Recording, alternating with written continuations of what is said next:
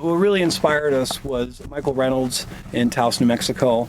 I read an article within one of his pages about the unnecessariness of the economy, how really 80% of the economy is really just there to feed itself, and working until you're 65 or dead to stop working, it seems like a pretty pointless life. Unless you're in education or healthcare or certain very food production. Otherwise, the jobs I've had were pretty superfluous and meaningless, other than make money and pay your mortgage and all that stuff. So, looking for a more meaningful life and share in this community food, building, education, and just take care of each other. Well, my wife and I have a 5-year-old son, and we are from Chicago. And we're just sick of the corporate slavery and the consumption lifestyle. So we went on a quest for about 4 years. We traveled around Colorado, a little bit in New Mexico, some in the Pacific Northwest. And we came across Crestone as we were visiting Buena Vista. A smoothie maker in Buena Vista mentioned that we should visit Crestone. Because my wife's an artist, and there's a strong artist community here, and owner-builder community, sustainable building. And I wanted to build an earthship, but that takes quite a bit of labor and time. So we decided on straw-bale home because it's sustainable. Straw is typically either burned or just wasted, and after the harvest, they can then bale the straw. And you can build a house with it relatively cheap. I think each bale costs about $6 to $8, and we'll need about 220 bales to build an 1,100 square foot house, which will be a passive solar home, totally off-grid, and with some solar power. Well, we purchased the lot in May of 2016. In November of 2019, we had an engineer design and install our septic because we need a septic in order to operate here. And then, of course, we needed water eventually. So in February of 2020, we had here sink drilling, put in our well, which went to 160 feet.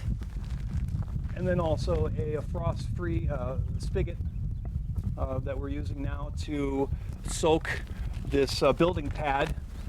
Building pad is about 200 cubic yards of pit run supplied by Skoglund, and we are compacting it now, spraying water on that to compact it, as well as use this little beast here as a compactor.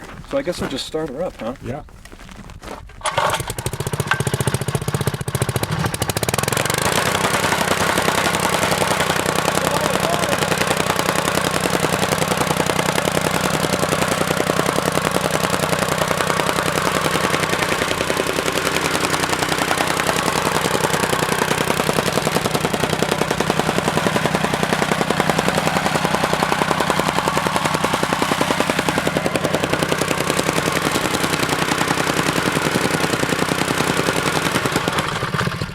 As you can see, just for a little bit that I did, it compacted about an inch here.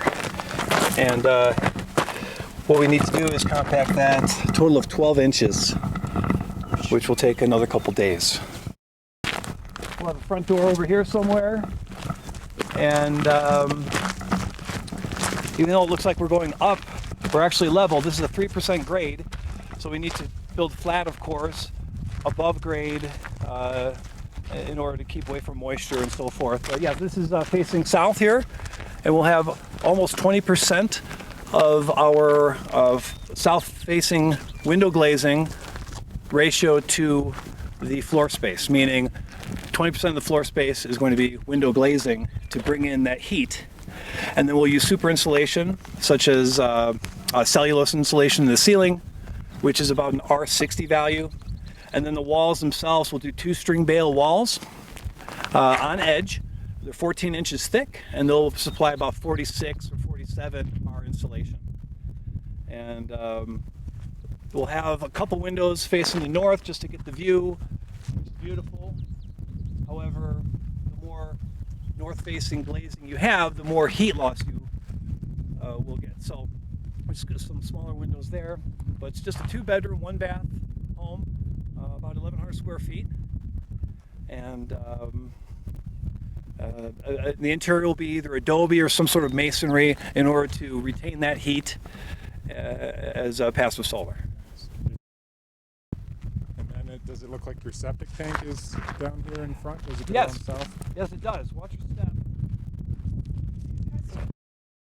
So I had to dig in to find the septic inlet, which we successfully found after a little bit of digging, and we'll be attaching that, of course, to the main line here, and we'll be using local help, plumbing and electrical consultations in order to do this the right way and the legal way.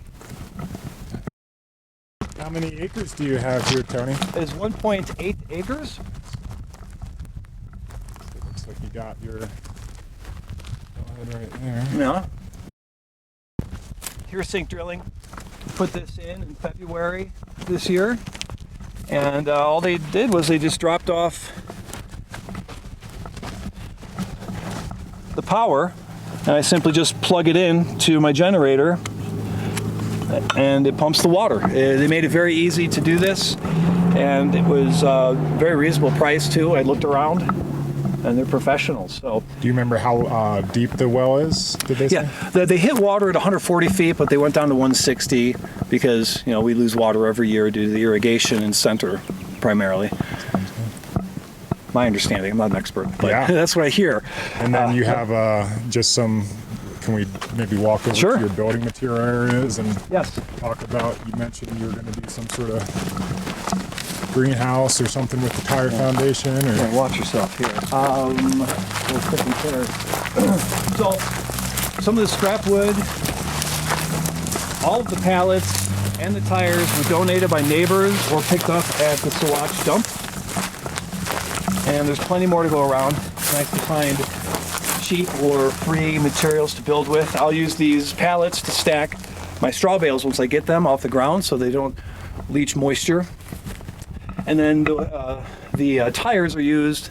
They're going to be used for an underground wall to support a wallapini or an underground greenhouse, so we can grow year round. And that will be placed somewhere over here. But that's what the tires are for, not for an earth ship, not yet. But to keep the walls from caving in an underground greenhouse. And this is our container we rented with some building materials and some tools. The idea was to bring a lot of materials with us so we didn't have to wait for deliveries or things like that. Any complications with deliveries of building materials, because we only have until about November to build.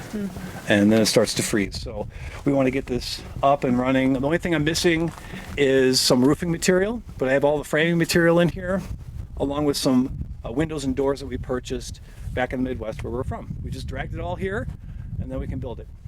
Only a month in Crestone, I've been offered material that people didn't use anymore. I've been offered eggs from somebody with a lot of chickens in trade for my chicken scraps or my kitchen scraps.